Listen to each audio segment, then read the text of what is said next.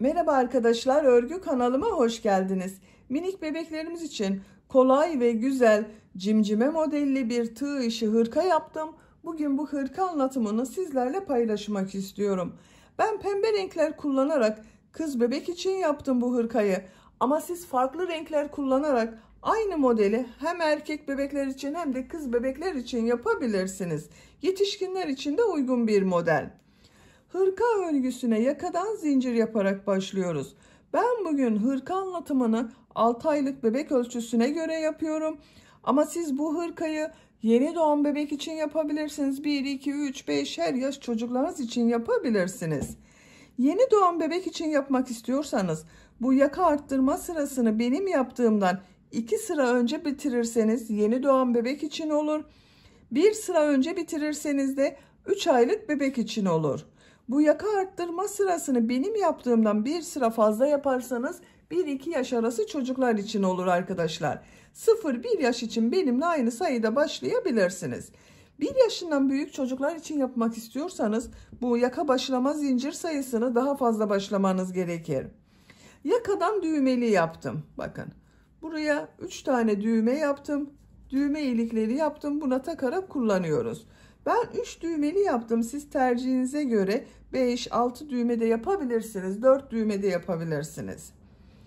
Hırka örgüsünde iplik olarak ben bugün bu ipliği kullandım. Kullandığım iplik üzerinde 100 gram iplikte 330 metre var. İkinci yumak iplikten bu kaldı arkadaşlar. 2 adet ipliğe ihtiyacımız var. Koyu pembe renk olarak da çok az miktarda iplik kullandım. Dediğim gibi ben bugün pembe renk ile yaptım. Siz bu hırka örgüsünü istediğiniz marka iplik ve renkleri kullanarak yapabilirsiniz. Her renk iplik ile çok güzel oluyor. Tığ olarak 5 numara 3 milimetre tığ kullandım.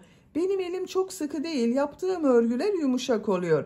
Sizin eliniz sıkıysa 3,5-4 milimetre tığları kullanırsanız daha güzel olur arkadaşlar. Eliniz sık olduğu zaman yaptığınız tığ işi örgüler hem sert olur hem de benim yaptığım ölçüden daha küçük bir ölçü olur. 3,5-4 milimetre tığları kullanırsanız daha güzel olur. Düğmeyi söyledim zaten. Videonun sonunda ölçülerini söylüyorum. Tekrar ölçerek zaman geçirmek istemiyorum. Açık olarak da görelim. Bakın bu şekilde arka görüntüsü. Çok şirin ve kolay bir hırka arkadaşlar. Model olarak da çok kolay. Çok çabuk bitirebileceğiniz bir model. İpliği tığ hazırlayalım. Hep birlikte bu kolay ve güzel tığ işi cimcime model hırkanın örgüsüne başlayalım. Örgü kanalıma abone değilseniz abone olmayı unutmayın lütfen. Örgü kanalıma abone olmak ücretsiz. Örgü kanalıma ücretsiz abone olup orada bulunan zil şeklini dokunarak açık yaparsanız kanalıma video yüklediğim zaman ilk önce size bildirim gelir. Örgülerimden herkesten önce sizin haberiniz olur. İzlediğiniz videolarıma beğeni ve yorumlarınızı yaparsanız çok sevinirim arkadaşlar. Hepinize kolay gelsin. İyi çalışmalar.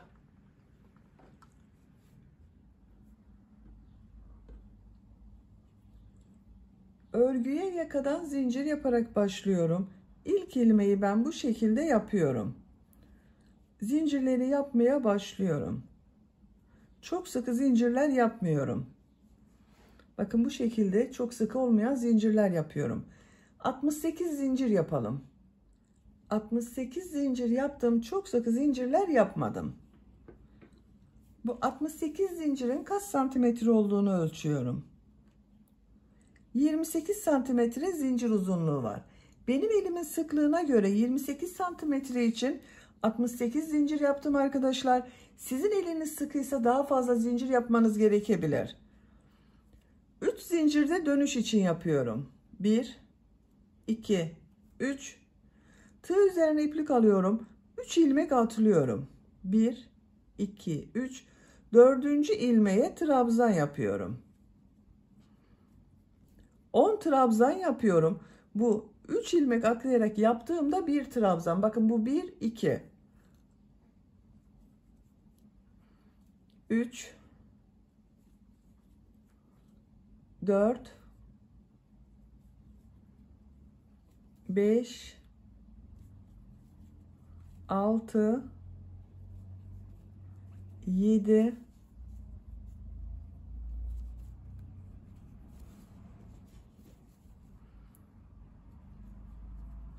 8,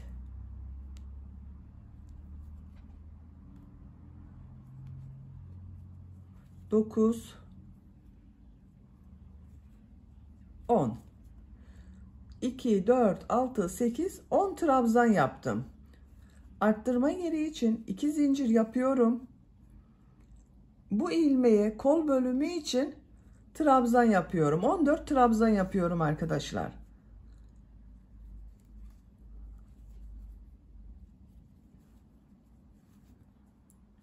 ...14 trabzanı yapalım. Kol bölümü için 14 trabzan yaptım. 2, 4, 6, 8, 10, 12, 14. Arttırma yeri için 2 zincir yapıyorum. 20 trabzan yapıyorum.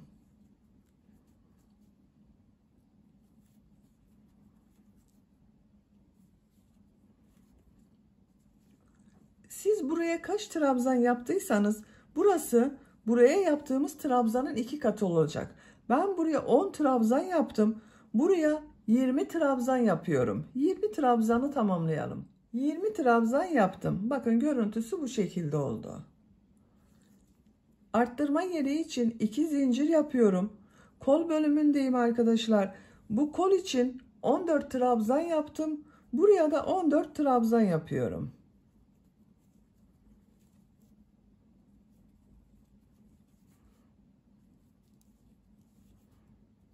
14 trabzanı tamamlayalım. Diğer kol bölümü için 14 trabzan yaptım. Arttırma yeri için 2 zincir yapıyorum. 10 trabzan yapıyorum.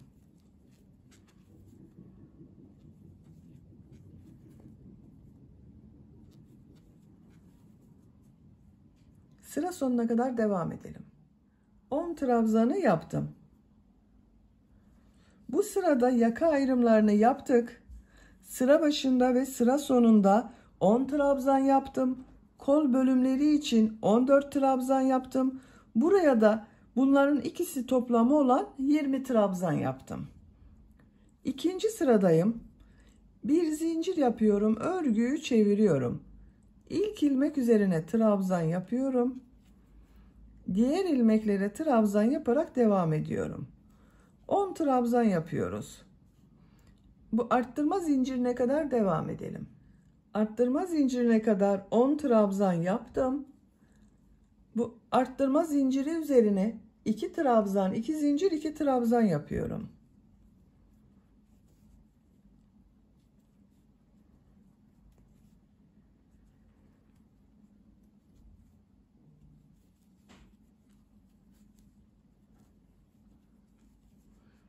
İki trabzan, 2 zincir, 2 trabzan yaptım. Kol bölümünde 14 trabzan yaptım arkadaşlar. 14 trabzan yapıyorum.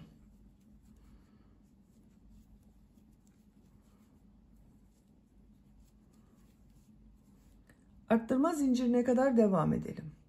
Bu arttırma zincirine kadar trabzanlar yaptım. Bu 2 zincir üzerine 2 trabzan, 2 zincir, 2 trabzan yapıyorum. Arttırmaları 2 trabzan, 2 zincir, 2 trabzan şeklinde yapıyoruz. 2 trabzan, 2 zincir, 2 trabzan yaptım.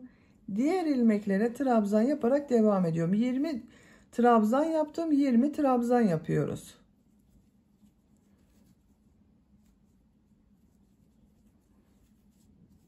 Buraya kadar devam edelim. Arttırma zincirine kadar trabzanlar yaptım. Buraya 2 trabzan, 2 zincir, 2 trabzan yapıyorum.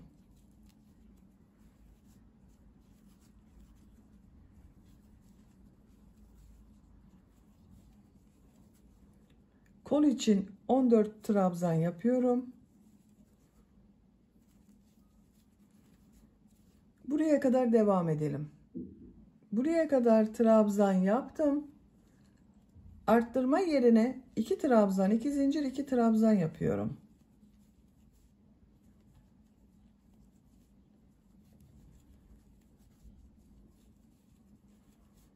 Bu 10 ilmek üzerine 10 trabzan yapıyorum. Sıra sonuna kadar devam edelim. Sıra sonuna kadar tamamladım. Sıra sonunda bakın bir alt sırada 3 ilmek atlayarak yaptığım bir trabzan var. Bunun 3. ilmeğe tığ takıyorum. Trabzan yapıyorum. Buraya da 10 trabzan yaptım arttırmadan sonra. Bir zincir yapıyorum. Örgüyü çeviriyorum. Bu sırada yine arttırma yapacağız. Bu arttırma yerlerinde bir trabzan, 2 zincir, bir trabzan şeklinde arttırma yapacağız. İlk ilmeğe trabzan yapıyorum. Diğer ilmeklere trabzan yaparak devam ediyorum. Buraya kadar devam edelim. Arttırma yapacağım yere kadar trabzanları yaptım. Arttırma zincirinin üzerine bir trabzan, 2 zincir, bir trabzan yapıyorum.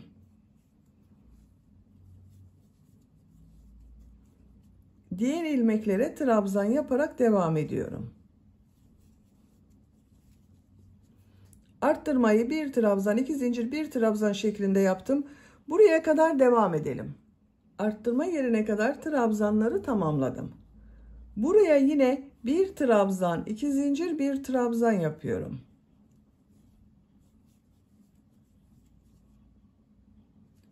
Diğer ilmeklere birer defa trabzan yapıyorum. Buraya kadar devam edelim. Bu arttırma yerinde ve bu arttırma yerinde yine bir trabzan, 2 zincir, bir trabzan yapalım. Diğer ilmeklere birer defa trabzan yapalım. Sıra sonuna kadar tamamlayalım. Sıra sonuna kadar tamamladım. Bu sırada bakın bu arttırma yerlerinde bir trabzan, 2 zincir, bir trabzan yaptım. 4. sıradayım. Bir zincir yapıyorum. Örgüyü çeviriyorum. Bu sırada arttırmaları 2 trabzan, 2 zincir, 2 trabzan şeklinde yapıyoruz.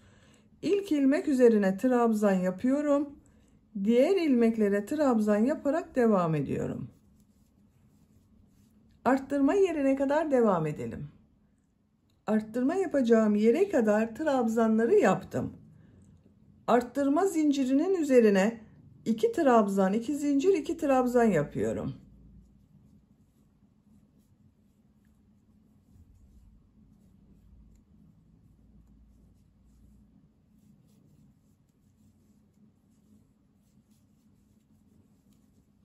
İki trabzan, 2 zincir, 2 trabzan yaptım. Diğer ilmeklere birer defa trabzan yapıyorum. Buraya kadar devam edelim. Arttırma yapacağım yere kadar trabzanları yaptım. Buraya 2 trabzan, 2 zincir, 2 trabzan yapıyorum.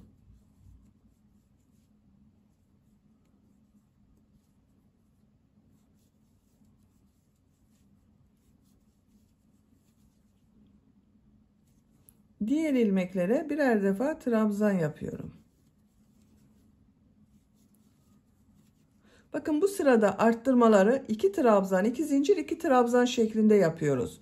Bu arttırma yerinde ve bu arttırma yerinde de 2 trabzan, 2 zincir, 2 trabzan yapalım. Diğer ilmeklere birer defa trabzan yapalım. Sıra sonuna kadar tamamlayalım. Sıra sonuna kadar tamamladım. Bakın arttırma yerlerinde 2 trabzan, 2 zincir, 2 trabzan yaptım. Diğer ilmeklere birer defa trabzan yaptım. 4. sırayı bitirdik.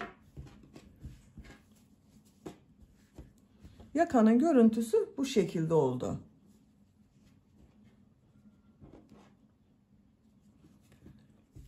Beşinci sıradayım. Bir zincir yapıyorum. Örgüyü çeviriyorum. İlk ilmeğe trabzan yapıyorum. Diğer ilmeklere trabzan yaparak devam ediyorum. Arttırma yerine kadar devam edelim. Arttırma yapacağım yere kadar trabzan yaptım. Arttırma yerine bu sırada bir trabzan, 2 zincir, bir trabzan yapıyorum.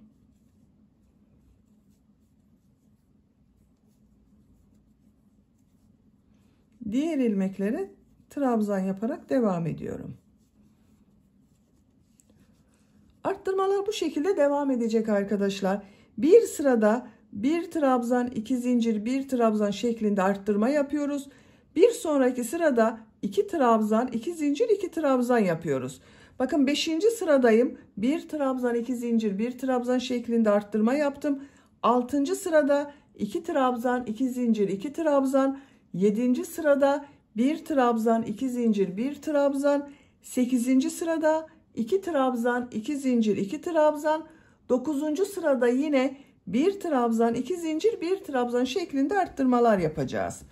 Yapacak olduğunuz çocuğun büyüklüğüne göre bu dönüşümlü olarak arttırmaları yaparak yakanın örgüsünü tamamlayalım. Roba örgüsünü arttırmalar yaparak 9 sıra tamamladım. Bir sırada 2 trabzan, 2 zincir, 2 trabzan yaptım. Bir sırada 1 trabzan, 2 zincir, 1 trabzan şeklinde arttırma yaptım. 1, 2, 3, 4, 5, 6, 7, 8, 9. Santimetre olarak ölçüyorum. 10 santimetre yükseklik var. Şu şekilde katlıyorum. Bakın arkadaşlar, böyle. Benim yapacağım ölçü için yeterli. Siz bir beden büyük olsun istiyorsanız bir sıra daha arttırma sırası yapabilirsiniz. 10 sıra olarak tamamlayabilirsiniz. Küçük yapmak istiyorsanız da benim yaptığımdan bir sıra önce bitirirseniz daha küçük ölçüde olur. 10. sıradayım. 10. sırada kol ve gövde bölümünü birbirinden ayırıyorum. Artık örgüye gövdenin örgüsüyle devam ediyorum. Bir zincir yapıyorum, örgüyü çeviriyorum. Bir sıra trabzan sırası yapıyorum. İlk ilmek üzerine trabzan yapıyorum. Diğer ilmeklere trabzan yaparak devam ediyorum.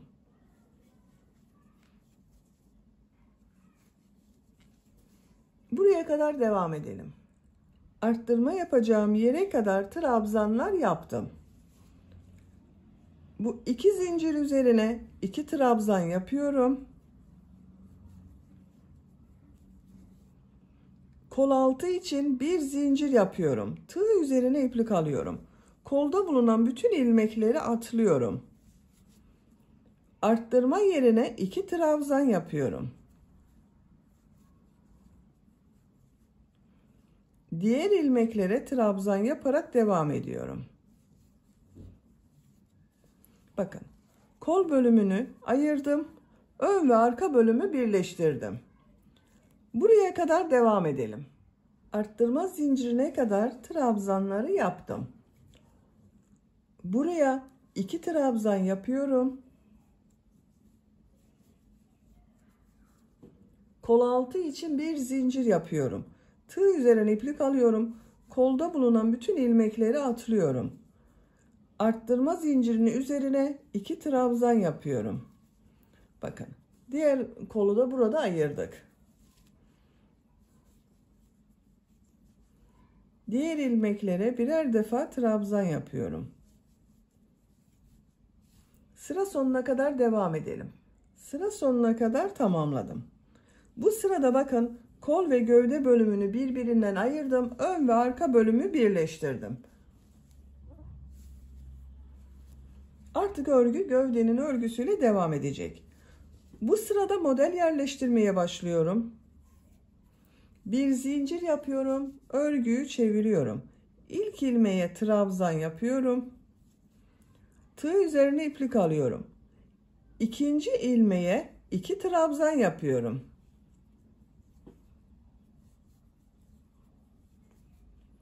Tığ üzerine iplik alıyorum. Bir ilmek atlıyorum. İkinci ilmeğe 2 trabzan yapıyorum.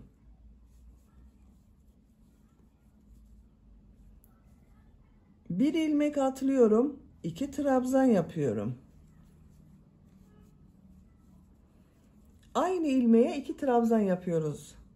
Bir ilmek atlıyorum. 2 trabzan yapıyorum. Çok kolay arkadaşlar model. Bu şekilde sıra sonuna kadar devam edelim. Sıra sonuna kadar tamamladım. Son ilmeğe bir trabzan yapıyorum. Bu sırada bir ilmeğe 2 trabzan yaptık. Bir ilmek atladık. Bir ilmeğe 2 trabzan yaptık. Model bu arkadaşlar. Bir zincir yapıyorum. Örgüyü çeviriyorum. İlk ilmek üzerine trabzan yapıyorum. Tığ üzerine iplik alıyorum. Bu sırada bu iki trabzan ortasına, bakın model yaptığımız iki trabzan var. Bunun ortasına iki trabzan yapıyorum.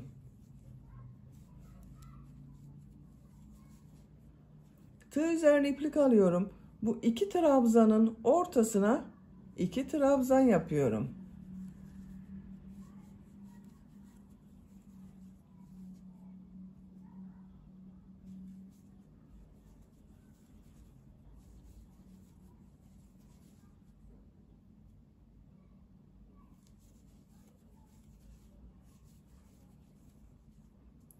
Sıra sonuna kadar devam edelim.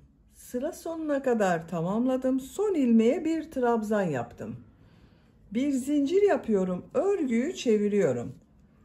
İlk ilmek üzerine trabzan yapıyorum. Sıra başında ve sıra sonunda bir trabzan yapıyoruz bakın. Yine bu iki trabzanın ortasına iki trabzan yapıyorum.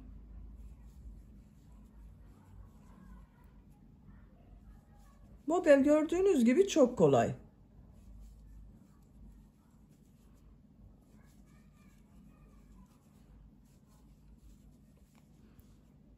Bu şekilde devam edeceğiz arkadaşlar. Sıra sonuna kadar devam edelim. Bir zincir yapıp geriye dönelim. Modelleri tekrarlayarak örgüye devam edeceğiz.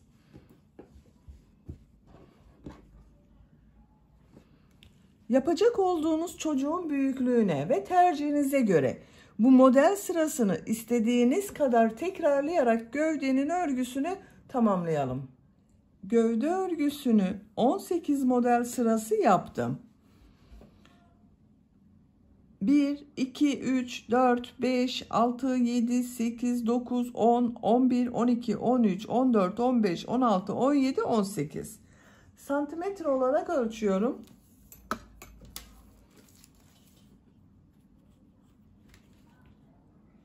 18 santimetre yükseklik var. Tercihinize göre siz bunu 1-2 sıra devam edebilirsiniz veya 1-2 sıra eksik yapabilirsiniz. Bakın görüntüsü bu şekilde oldu.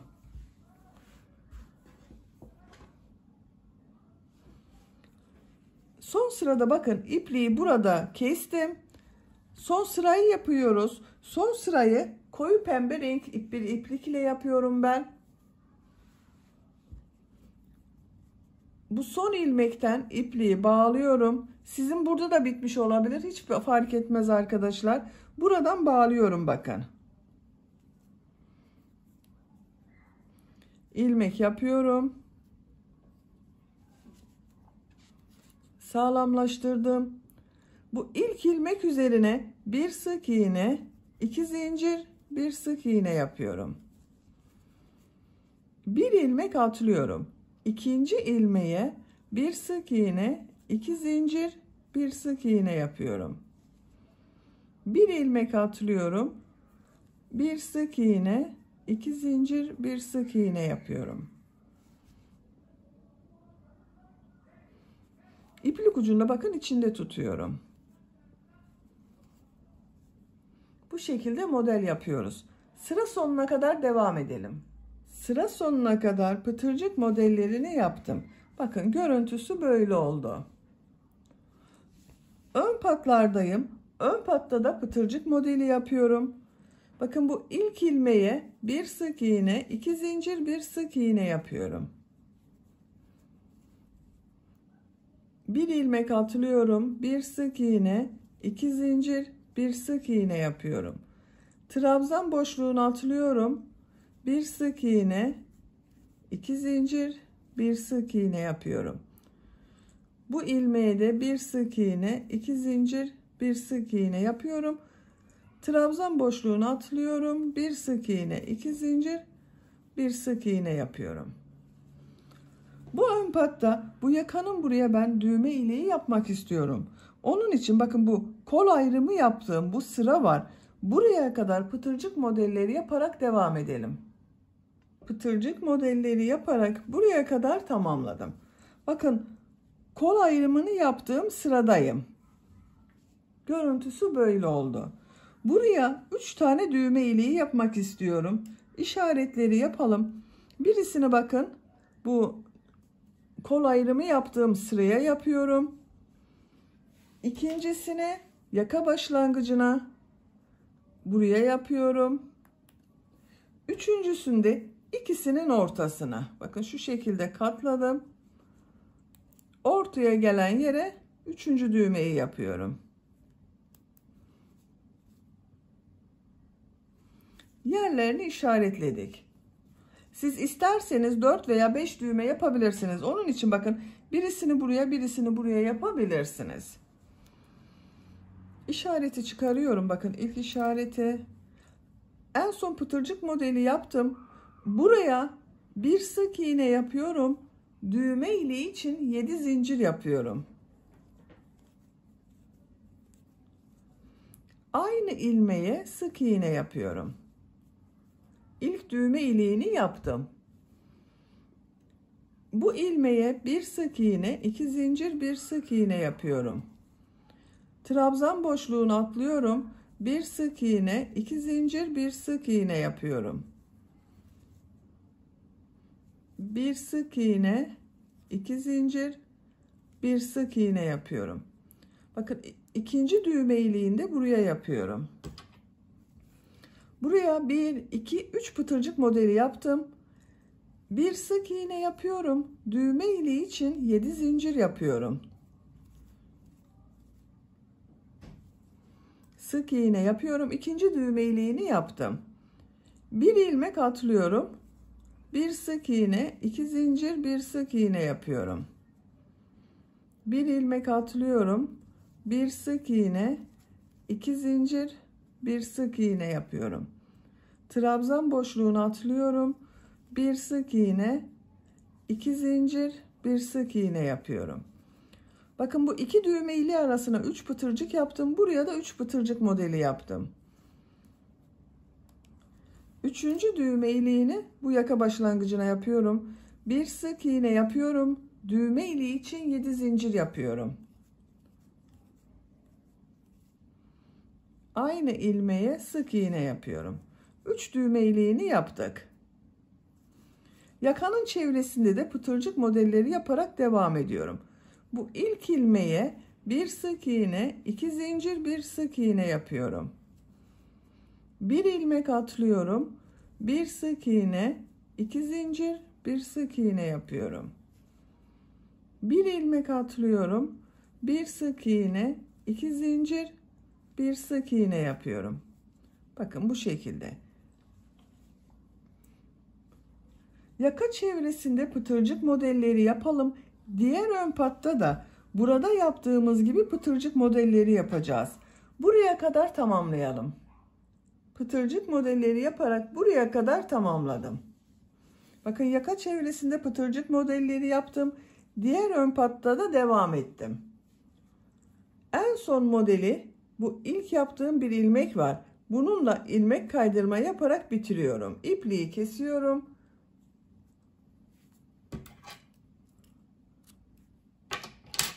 İlmek içinden çekiyorum. Bakın çok güzel oldu. Buraya düğme iliği yapmadım. Buraya zaten 3 tane düğme iliği yaptık. Buraya düğme dikeceğiz.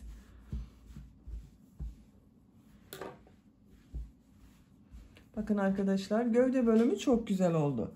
Şimdi kol örgüsünü yapalım.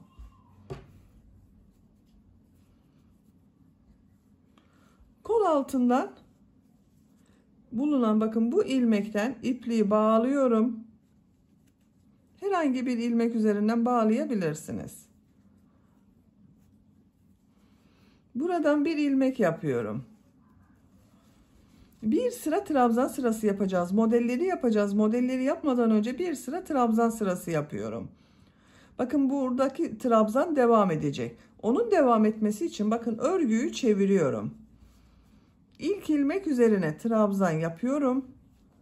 Diğer ilmeklere trabzan yaparak devam ediyorum. Her ilmek üzerine bir trabzan yapıyorum. Sıra sonuna kadar devam edelim. Sıra sonuna kadar trabzan yaptım. Son ilmeğe de trabzan yaptım. Kol altında bulunan bu ilmek ile ilmek kaydırma yaparak sırayı birleştiriyorum. Örgüyü çeviriyorum.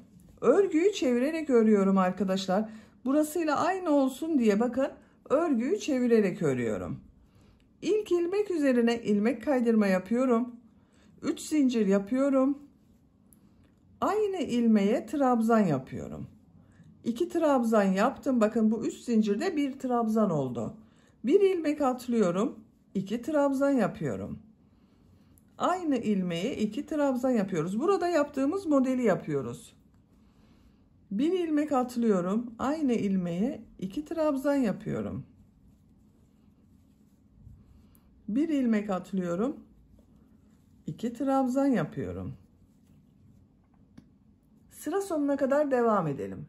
Sıra sonuna kadar modelleri yaptım. Son yaptığım modeli, ilk yaptığım bakın bu modeliyle boşluğa tığ takarak ilmek kaydırma yapıyorum, birleştiriyorum.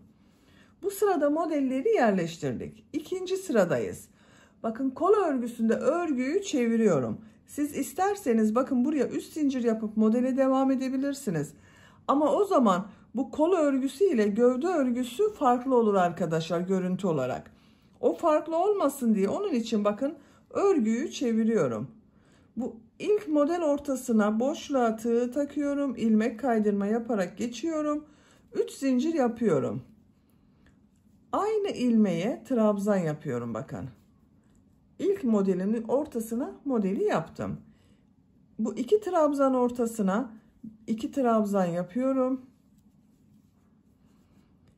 Trabzan ortasına 2 trabzan yapıyorum. Sıra sonuna kadar devam edelim. Sıra sonuna kadar modelleri yaptım. İlk model ile ilmek kaydırma yaparak birleştiriyorum. Örgüyü çeviriyorum. İlk modelin ortasına boşluğa ilmek kaydırma yapıyorum. 3 zincir yapıyorum. Aynı boşluğa trabzan yapıyorum. Diğer 2 trabzan ortasına 2 trabzan yapıyorum. 2 trabzan ortasına 2 trabzan yapıyorum. Bakın kol örgüsü bu şekilde devam edecek. Kolun örgüsünü gövdenin sırası kadar da yapabilirsiniz. 1 veya 2 sıra eksik de yapabilirsiniz. Kolun örgüsünü yapacak olduğunuz çocuğun büyüklüğüne göre tamamlayalım. Kol örgüsünü 17 model sırası yaptım. 1, 2, 3, 4, 5, 6, 7, 8, 9, 10, 11, 12, 13, 14, 15, 16, 17. Gövde bölümünü 18 model sırası yaptım. Kol bölümünü gövde bölümünden bir sıra eksik yaptım. 17 sıra yaptım. Şu şekilde bakın görüntüsü böyle. Santimetre olarak ölçüyorum. 16 santimetre kol altı yüksekliği var. Benim tercihime göre bu yeterli arkadaşlar. Siz isterseniz 1-2 sıra modellere devam edebilirsiniz. Diğer kol örgüsünü ben yaptım. Bakın bu şekilde bitirdim. Kol ucunu bu şekilde yaptım. Şimdi bu kol ucunu sizinle birlikte yapalım. Bakın en son ilmek kaydırma yaparak sırayı birleştirdim. Bir zincir yapıyorum. İlk ilmeğe sık iğne yapıyorum. Bir ilmek atlıyorum. 3 ilmeğe sık iğne yapıyorum.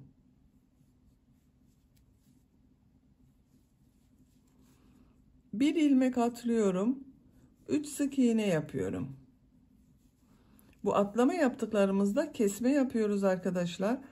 Bir ilmek atlıyorum. 3 sık iğne yapıyorum. Biraz kol ucu toplasın istiyorum. Sıra sonuna kadar devam edelim. Sıra sonuna kadar tamamladım. 3 sık iğne yaptım. Bir atlama yaptım arkadaşlar. Son ilmeği ilk yaptığım ilmek ile ilmek kaydırma yaparak birleştiriyorum. İpliği kesiyorum.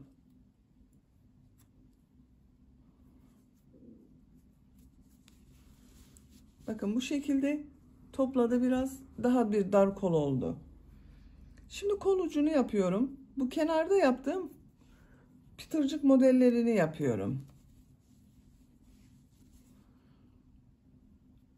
Bu ilmekten ipliği bağlıyorum. Şu şekilde bakın ilmek yaparak bağlama yapıyorum bu sefer.